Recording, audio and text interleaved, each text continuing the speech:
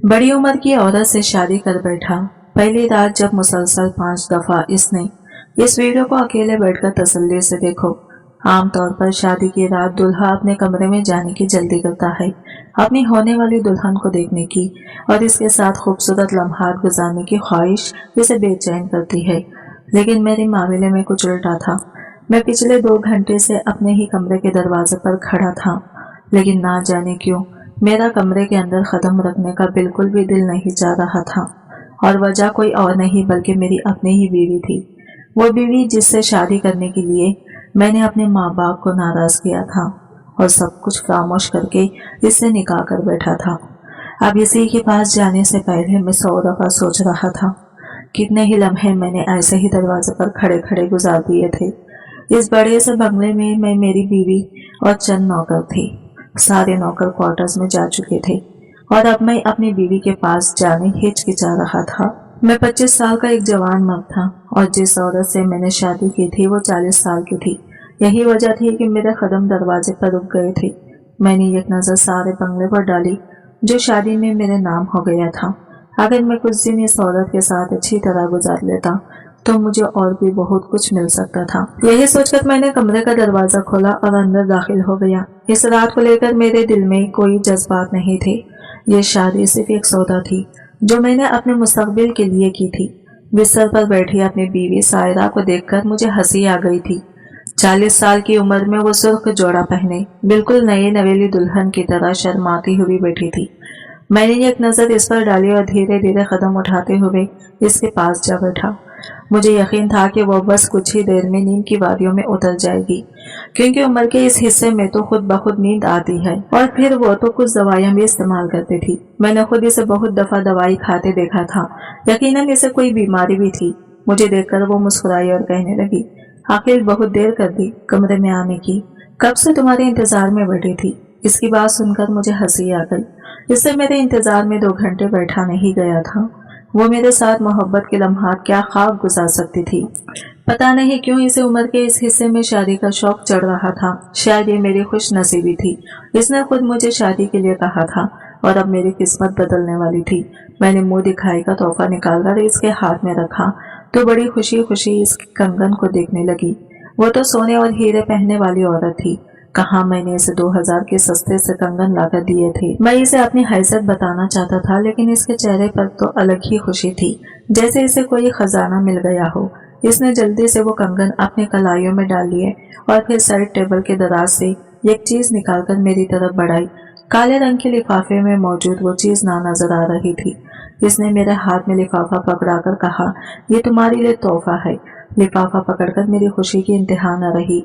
शादी की रात मेरी दुल्हन ने मुझे तोहफा दिया था और दुल्हन भी वो जो करोड़ों रुपए की मालकिन थी, तो यकीनन तोहफा भी बहुत ही कीमती होने वाला था। यही सोचकर मैं मुस्कुरा रहा था। लिफाफा खोलने से पहले बहुत कुछ मेरे जहन में आ गया था कि शायद गाड़ी की चाबी हो या फिर कारोबार के पेपर। इतनी अमीर बीवी से मैं ऐसे ही कोई तोहफा कर रहा था, लेकिन जैसे ही मैंने वो लिफाफा खोल कर देखा मेरी आंखें हैरत से फट गई। मुझे अपनी आंखों पर यकीन न आया। मैंने जब अपनी बीवी पर नजर डाली तो इसके चेहरे की मुस्कुराहट ने मुझे बहुत कुछ समझा दिया था। यह कैसे हो सकता था। मैंने बेयकीनी के आलिम में वो लिफाफा वापस इसके हाथ में पकड़ा दिया तो वो कहने लगी, यह हमारी शादी की रात का तोहफा है और तुम्हें कबूल करना होगा। मैं इनकार में सर हिला रहा था। वो मेरी तरफ देखकर हंसते हुए कहने लगी कि अगर मेरी बात नहीं मानोगे तो बहुत नुकसान उठाना पड़ेगा। तुम जानते हो ये शादी किन शरायत पर हुई है, इसलिए तोहफा तुम्हें कबूल करना लाजमी है। मेरी आंखों के आगे दुनिया गोल घूमने लगी थी। मैं सोच भी नहीं सकता था कि औरत इस कदर चालाक होगी और मेरे साथ इतना बड़ा खेल खेल जाएगी। शादी में जो शर्तें इसने लिखाई थी, इन्हें मानते वक्त मुझे बिल्कुल अंदाजा नहीं हुआ था ये सब क्या करना चाहती है। और अब जब मुझे एहसास हुआ था तो बहुत देर हो चुकी थी। मेरे पास वापस जाने का कोई रास्ता नहीं था। मैं चाहकर भी अपना दामन नहीं छोड़ सकता था, क्योंकि मैंने खुद इन पेपर्स पर दस्तखत किए थे जिस पर मेरी बीवी ने अजीबो गरीब किस्म की शरायत लिखवाई थी। और अब जाकर मुझे इनकी समझ आई थी। मेरी बीवी ने वो लिफाफा दोबारा मेरे हाथ में पकड़ाया और कहने लगी, खामोशी से वही करो जो मैं चाहती हूँ। और मैंने मजबूर होकर इसकी बात मान ली। दरअसल वो चीज मेरी मर्दाना। मेरा नाम अकील है, मेरा ताल्लुक गरीब घराने से है। मैं सिर्फ 22 साल का था और शॉर्टकट के रास्ते तलाश कर रहा था, कोई ऐसा रास्ता जिससे मैं रातों रात अमीर हो जाता। मेरे पास इतना पैसा आ जाता कि जिससे मुझे कुछ ना करना पड़ता। मुझे मेहनत नहीं करनी थी और बगैर मेहनत के ही मैं रातों रात करोड़पति बनना चाहता था। जो भी मेरी ये बात सुनता वो मुझ पर खूब हंसता। मेरे अब्बा मुझे ताने देने से बाज न आते थे। वो कहते थे कि तू सारी जिंदगी मेरी कमाई ही खाता रहेगा। मुझे तो बुढ़ापे में भी औलाद की तरफ से सुख देखना नसीब नहीं हो रहा। बेटे की पैदाइश पर मैंने सोचा था कि बड़ा होकर मेरा सहारा बनेगा, लेकिन तुझसे अच्छी तो मेरी बेटी है जो घर बैठे ही सिलाई करके मेरी मदद कर देती है। और अब्बा की बात सुनकर मैं गुस्से से घर से निकल जाता।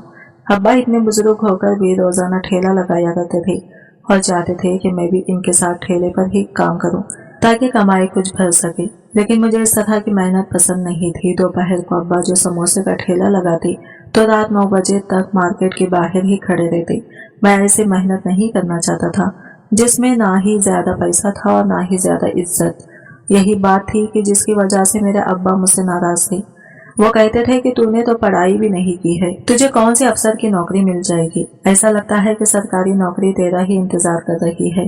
अब्बा की बात सुनकर मैं कहता कि देखना, एक दिन मैं किस्मत बदल दूंगा, अपनी भी और आप लोगों की भी। और अब्बा मेरे आगे हाथ जोड़ते थे और कहते कि हमें ऐसी किस्मत नहीं बदलनी है।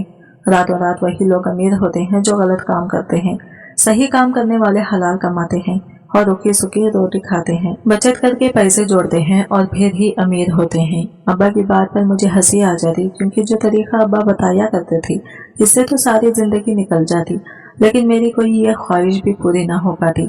अब्बा खुद भी तो सारी जिंदगी यही सब करते आए थे, लेकिन कौन से हम अमीर हो गए थे या हमारे हालात बदल गए थे। बचपन से अब तक मैंने यही देखा था कि अब्बा के हलाल की कमाई से जरूरियात पूरी हो जाती, लेकिन ख्वाहिशात अधूरी रह जाती और मैं ख्वाहिशात के समंदर में डूबा हुआ था और मुझे तैयारी तक पहुंचना था। एक दिन ऐसे ही अब्बा से खूब लड़ झगड़ कर मैं घर से निकला। वो शहर जाने वाली सड़क पर जा बैठा। अब्बा ने मुझे बहुत बातें सुनाई थी। इनका कहना था कि अब बहन की शादी होने वाली है, तुम भी घर के खर्चे में भी कुछ हिस्सा डालो ताकि शादी के लिए पैसे जमा हो सके। और अब्बा की यह बात सुनकर मुझे गुस्सा आ गया था। मेरी बहन अब्बा की जिम्मेदारी थी, मेरी नहीं। मैं ऐसे ही पत्थर उठाकर सड़क पर फेंक रहा था कि तभी एक बड़ी सियाह रंग की गाड़ी बड़ी तेजी से मेरे सामने से गुजरी और मेरे दिल में ख्याल आया कि काश ये गाड़ी मेरी होती तो मैं अभी इसमें बैठकर शहर चला जाता। शायद कबूलियत का वक्त था, क्योंकि वो गाड़ी कुछ ही देर बाद पीछे वापस आई और मेरे सामने आकर रुक गई। मैं चौंक कर इस गाड़ी में देखने लगा। सियाह रंग का शीशा नीचे उतारा और एक औरत ने अंदर से झांककर मुझे देखा और इशारे से अपने पास बुलाया। मैं बिना कुछ सोचे समझे इसके पास गया तो कहने लगी, लगता है शहर जाने के लिए बैठे हो, अगर बस नहीं आ रही तो मेरे साथ चलो, मैं पहुंचा देती हूँ। मैं वाकई ही शहर जाना चाहता था, लेकिन ना ही शहर जाने के लिए मेरे पास पैसे थे और ना ही ये मालूम था कि वहां जाकर क्या करूंगा। बस मैं रातों रात अपनी किस्मत बदलना चाहता था। मुझे सोच में पड़ा देखकर वो कहने लगी, बैठ जाओ, और इसने दरवाजा खोल दिया। मैं खामोशी से इसके साथ वाली सीट पर बैठ गया।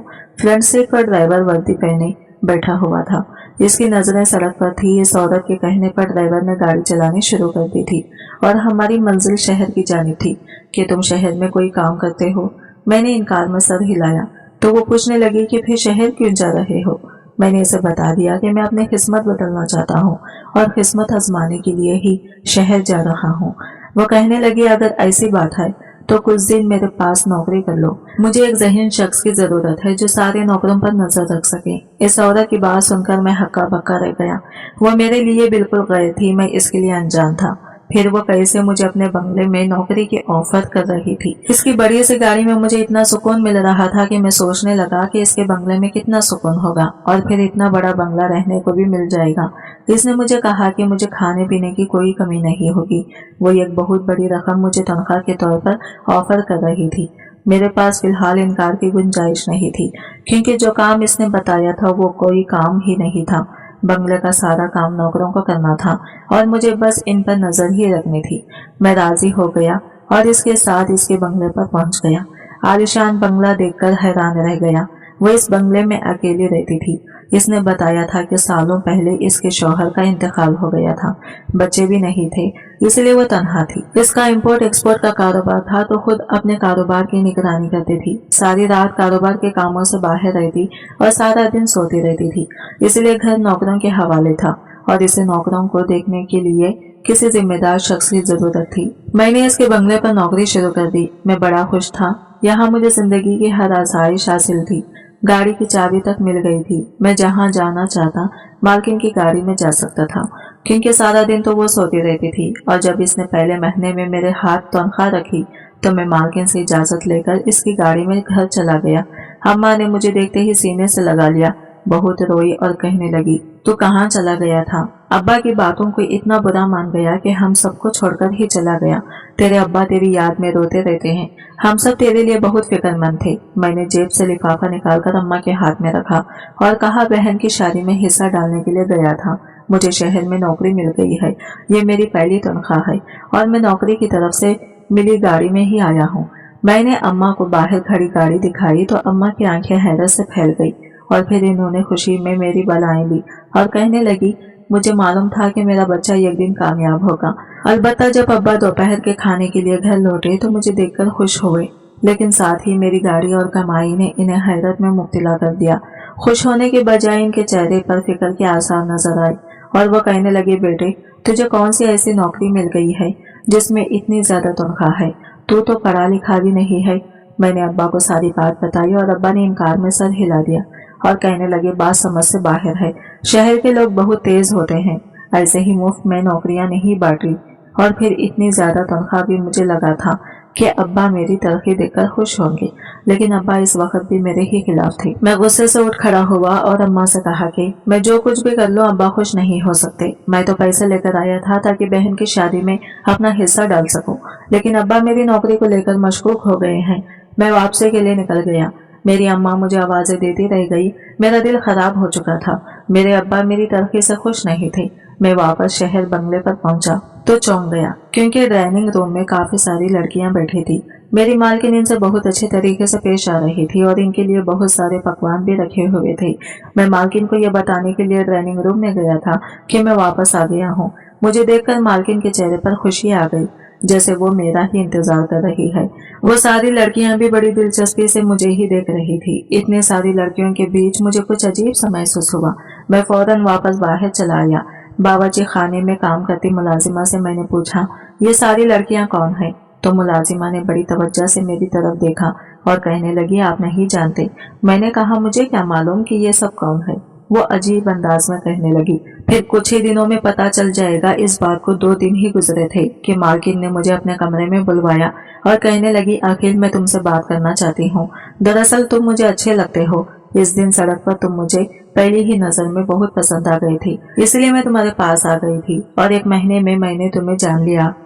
तुम बहुत ही अच्छी फितरत की मालिक हो। शायद तुम्हारे घर वालों की तुम्हारी कदर नहीं है, क्योंकि इस दिन तुम अपने घर से बहुत उदास लौटे थे। मैं चाहती हूँ कि तुम्हारी जिंदगी बदल दो और तुम्हारी जिंदगी की हर कमी को पूरा कर दूं। मैं खामोशी से मालकिन की बात सुन रहा था। इस आखिरी जुमले पर मैंने हैरत से मालकिन की तरफ देखा था और फिर मेरी मालकिन ने यह कैसी बात कही जिसकी तौखा मुझे हरगिज भी नहीं थी। वो कहने लगी, मैं तुमसे शादी करना चाहती हूँ, तुम्हारा मुस्तकबिल संवारना चाहती हूँ। ये घर भी मैं शादी पर तुम्हारे नाम कर दूंगी। मेरी जिंदगी में कोई भी नहीं है। मैं कब तक यूं तन्हा रहूंगी?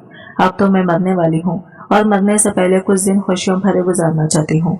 40 साल की औरत के मुंह से शादी की बात सुनकर जहाँ मैं दंग रह गया था, वही इस बात ने मुझे हैरान कर दिया था कि वो अपना इतना बड़ा बंगला मेरे नाम करने को तैयार थी।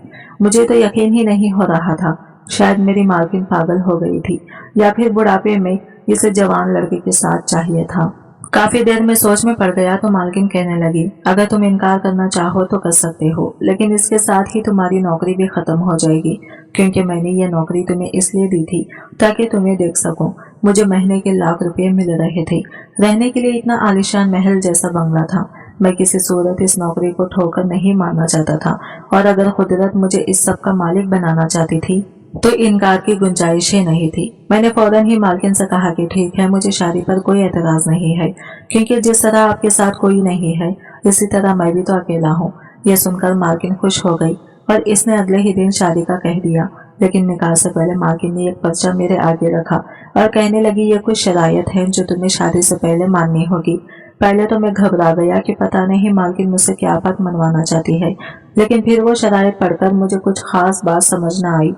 सब अजीब अजीब सी बातें थी जिनका कोई खास मतलब नहीं था, इसलिए मुझे यह शरायत मानने में कोई भी बुराई महसूस न हुई। मैंने मालकिन से तमाम शरायत को कबूल करते हुए निकाह कर लिया और ये सोचकर खुशी से चूर हो गया कि अब मैं इस आलीशान बंगले का मालिक बन गया हूँ। ये 40 साल की औरत आखिर कितने दिन जिंदा रह सकती थी? कुछ ही दिनों की मेहमान थी। इसके बाद ये सब कुछ मेरा हो जाता, इसका कारोबार भी मेरे ही हिस्से में आता। मेरा ख्याल था कि वो कोई ऐसा कारोबार करती थी जिसमें बहुत ज्यादा पैसा था, क्योंकि मैंने इसे पैसों में खेलते देखा था। लेकिन शादी की रात जो कुछ हुआ, मुझ पर मेरी बीवी की हकीकत खुलकर सामने आ गई और इन तमाम शरायत का मतलब भी मुझे समझ आ गया। जिससे पहले मैं अनजान, मेरी बीवी ने शादी की रात जो लिफाफा मुझे दिया था, इसमें मर्दाना ताकत बढ़ाने वाली एक दवा थी। यह कागज था जिस पर एक एड्रेस लिखा हुआ था और साथ ही ये भी लिखा था कि आज की रात इस लड़के की गुजारनी है, इसे पूरी तरह खुश करना है। लिफाफे में एक लड़की की तस्वीर भी मौजूद थी। इस लड़के को मैंने पहले भी कहीं देखा था और फिर ज़हन पर जोर डालने पर मुझे याद आया कि ये लड़की इन लड़कियों में ही मौजूद थी जो इस दिन मालकिन के साथ बैठी थी। बहुत कुछ मुझे समझ आ गया था, इसलिए मैंने बेयकीनी से अपनी बीवी को देखा तो वो मुस्कुरा दी। मैं ये काम किसी सूरत नहीं कर सकता था, इसलिए मैंने इनकार किया तो मेरी बीवी ने मुझे शराइत याद दिला दी। इन शराइत के मुताबिक अगर मैं मालकिन को तलाक देता तो मैं लाखों रुपए मालकिन को अदा करने होते। अगर मालकिन को मेरी जात से कोई शिकायत होती तो वो मेरी पुलिस को शिकायत करवा सकती थी और मुझसे हर जाना भी वसूल कर सकती थी। अगर मैं मालकिन की कोई बात मानने से इनकार करता तो वो ये घर वापस अपने नाम ट्रांसफर करवा सकती थी। उन्होंने घर मेरे नाम नहीं किया था। मेरी मालकिन ने मुझे मजबूर किया कि अगर मैं इस लड़के के पास न गया, इसे खुश न किया तो वो मुझ पर इल्जाम लगा देगी। मैंने इन्हें मारने की कोशिश की है और मुझे जेल भिजवा देगी। मैं इन सारी आसाइशों से तो जाऊंगा ही, बल्कि जेल के सलाखों के पीछे अपनी सारी जिंदगी गुजारूंगा। मैं इतनी बुरी तरह फंसा था कि मेरे पास कोई रास्ता नहीं बचा था। मुझे मजबूरन वो दवा खानी पड़ी, जिसके खाने से शायद मेरे जिस्म को बहुत नुकसान पहुंचता। मालकिन का ड्राइवर खुद मुझे इस घर ले गया था। यहाँ मालकिन मौजूद थी। ना चाहते हुए भी सारी रात मैंने इस लड़की के साथ गुजारी थी, क्योंकि मेरी बीवी ने मेरा सौदा किया था और यही इसका कारोबार था। मालकिन खूबसूरत और जवान लड़कों को इसी तरह अपने जाल में फंसाती थी और फिर अमीरजादियों के शौक पूरे करने के लिए अनजान लड़कों का सौदा कर देती थी। इसके अलावा मालकिन का कोई कारोबार नहीं था। हर रात बड़े बड़े अमीर लोगों की पार्टियों में जाती और वहां लड़कियों की ख्वाहिश के मुताबिक सौदे तय करती। औरतों के जिस्म फिरोशी के बारे में तो मैंने बहुत सालों से सुन रखा था, लेकिन मुझे ये नहीं मालूम था कि आज के दौर में आदमियों की जिस्म फिरोशी भी होती है और मैं एक ऐसी घिनौनी औरत की जाल में फंस चुका था जो अब मुझे इस कारोबार में महरे के तौर पर इस्तेमाल कर रही है। अब मुझे समझ आया था कि इतनी मामूली सी नौकरी के मुझे इतने पैसे क्यों दिए गए थे। इसने पहले मुझे अच्छी तरह अपनी जाल में फंसाया था और फिर अब मुझसे फायदा उठा रही थी। मैंने यह सोचकर इससे शादी की थी कि इसके आगे पीछे कोई नहीं है, जल्दी ही वो मर जाएगी और सब कुछ मुझे मिल जाएगा। लेकिन ये महज मेरी खाम ख्याली साबित हुई थी, क्योंकि वो 40 साल की औरत इतनी बूढ़ी भी नहीं थी जो अपने काले कामों की वजह से अपनी उम्र से कहीं ज्यादा बूढ़ी लगती थी। इसकी जिल्द ढलक चुकी थी। मेरे हाथ कुछ भी नहीं आया था, क्योंकि मेरा सौदा करके वो सारा पैसा खुद रखती थी और महीने की लाख रुपये तनख्वाह की तरह मेरे हाथ में थमा देती थी। ये बात इस घर में काम करने वाला हर नौकर जानता था, क्योंकि आए दिन मालकिन मुझ जैसे लड़कों को यहाँ लाती थी और इनसे निकाह करती थी। 2 महीने तक मैं हर रात इसी तरह इस्तेमाल होता रहा। मेरी सारी ताकत खत्म हो गई। मेरा जिस्म कमजोरी से दर्द करने लगा। मैं मालकिन से इस बात का इजहार करता तो मुझे मजीद दवाएं खाने के लिए दे देती। मैं इस जिंदगी से तंग आ चुका था। मेरे दिन रात गुनाह भी गुजर रहे थे और यह एहसास मुझे मार रहा था। मैं शॉर्टकट से पैसे जरूर कमाना चाहता था, लेकिन इस तरह गुनाहों के दलदल में नहीं उतरना चाहता था। एक दिन मुझे मौका मिला और मैं खामोशी से मालकिन को बताए बगैर वापस अपने घर पहुंच गया। मालकिन ने मेरा घर नहीं देखा था, वो मुझे सड़क से लेकर गई थी, इसलिए मुझे यकीन था कि वो मेरे छोटे से इलाके के कच्चे से मकान तक नहीं पहुंच पाएगी। मैंने अपने माँ बाप को सारा सच बता दिया। ये सुनकर वो दोनों बहुत रोए और कहने लगे कि मैंने तुझे पहले ही मना किया था, लेकिन तुझे मेरी बात समझ नहीं आई। मेहनत कर और हलाल खा, यही कामयाबी है। आज मैं अपने अब्बा के साथ समोसे के ठेले पर ही काम करता हूँ। अल्लाह ताला ने हमारी काम में इतनी बरकत रखी है कि हम हलाल रिज़्क़ कमाकर अपनी ज़रूरियात पूरी कर लेते हैं। सब नौजवानों से बस यही कहना चाहता हूँ कि शॉर्टकट के चक्रों में गुनाहों की दलदल में ना उतरें, क्योंकि ये शॉर्टकट हमें सिर्फ तबाही के रास्ते पर ले जाता है। आज की वीडियो कहानी आपको कैसी लगी कमेंट करके जरूर बताएगा, और वीडियो अच्छी लगी है तो लाइक शेयर जरूर कीजिएगा, हमारे चैनल को सब्सक्राइब करें फ्रेंड्स। मिलते हैं अगली नई वीडियो के साथ, तब तक के लिए bye bye, take care and अल्लाह हाफिज।